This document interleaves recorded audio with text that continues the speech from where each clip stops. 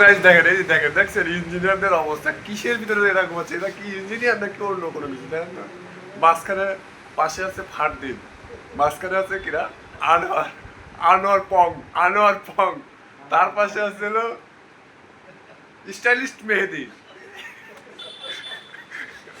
দেখেন কি অবস্থা, কি করতেছে এরা? দেখেন এরা কি আসলে দেশের ভবিষ্যৎ, দেশ গড়ার কারিগর এরা। দেখেন ভালো লাগলো। দেখেন আপনারা দেখেন কি অবস্থা। ভাই আপনারা কি যাবেন না? আমি একটু ঘোরার জন্য বেরোচ্ছি। দেখেন দেখেন, সে একজন বলতেছে আমি ফুটবল দেখবো, একজন বলতেছে আমি এটা দেখবো ওটা দেখবো। ভাই আমি তো বলছি তোমাদেরকে আমি লিবিয়া নিয়ে যাবো, তোমাদেরকে আমি লিবিয়া নিয়ে চূড়াই পথে আমি ইটালি নিয়ে যাবো তোমাদেরকে। আমি তোমাদের টার্জান বিষয় তেলের বোতলের ভিতরে ভরে ড্রামের ভিতরে ভরে তোমাদেরকে আমি লিবিয়া নিয়ে যাবো। তোমরা তাও একটু স্ট্রংলি থাকো, টেনশনে কিছু নাই। গাড়ি নিয়ে আমরা বাইক নিয়ে প্রথমে যাবো।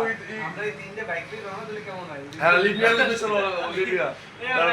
ঠিক আছে, হ্যাঁ এই দেখেন স্টাইলিস্ট মেহেদি। বাহ বাহ বাহ বাহ। কালকে একজন তাকে হুমকি দিয়েছে, খুব বড় ধরনের একটা থ্রেট, সে রাত্রে ঘুমাতে পারে না।